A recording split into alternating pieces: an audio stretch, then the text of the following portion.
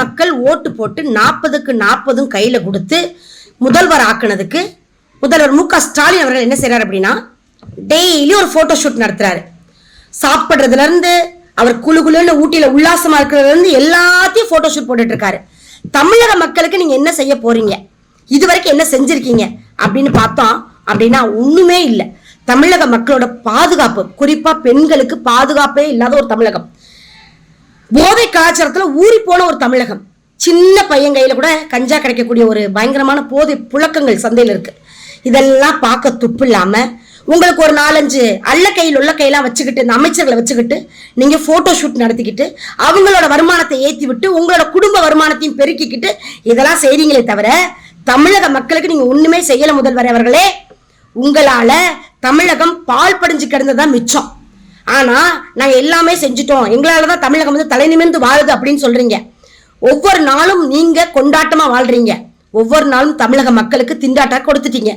உங்களுக்கு கொண்டாட்டம், எங்களுக்கு திண்டாட்டம். தமிழக மக்கள் ஓட்டு போட்டு 40க்கு 40 கையில கொடுத்து முதல்வர் ஆக்குனதுக்கு முதல்வர் மு க ஸ்டாலின் அவர்கள் என்ன செய்யறாரு அப்படின்னா, டெய்லி ஒரு போட்டோ ஷூட் நடத்துறாரு. சாப்பிடுறதுல இருந்து அவர் குழுகுலுன்னு ஊட்டியில உல்லாசமா இருக்கிறதுல இருந்து எல்லாத்தையும் போட்டோ ஷூட் போட்டுட்டு இருக்காரு. தமிழக மக்களுக்கு நீங்க என்ன செய்ய போறீங்க, இதுவரைக்கும் என்ன செஞ்சிருக்கீங்க அப்படின்னு பார்த்தோம் அப்படின்னா ஒண்ணுமே இல்லை. தமிழக மக்களோட பாதுகாப்பு, குறிப்பா பெண்களுக்கு பாதுகாப்பே இல்லாத ஒரு தமிழகம், போதை கலாச்சாரத்துல ஊறி போன ஒரு தமிழகம், சின்ன பையன் கையில கூட கஞ்சா கிடைக்கக்கூடிய ஒரு பயங்கரமான போதை புழக்கங்கள் சந்தையில் இருக்கு.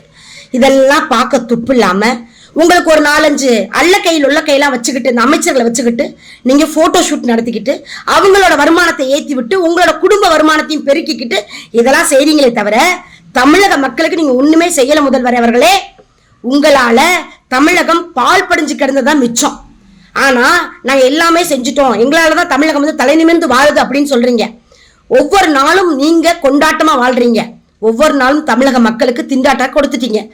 உங்களுக்கு கொண்டாட்டம், எங்களுக்கு திண்டாட்டம். இதுபோன்று முக்கிய நிகழ்வுகள், அரசியல் தகவல்களை ஆழமாகவும் மாறுபட்ட கோணத்திலும் அறிந்து கொள்ள மறக்காமல் உங்கள் IND தமிழ் 24x7 பக்கத்தை பின்பற்றிக் கொள்ளவும். உங்கள் ஒவ்வொரு ஆதரவும் இதுபோன்று பல நிகழ்வுகளின் பின்னணியை அறிய உதவும்.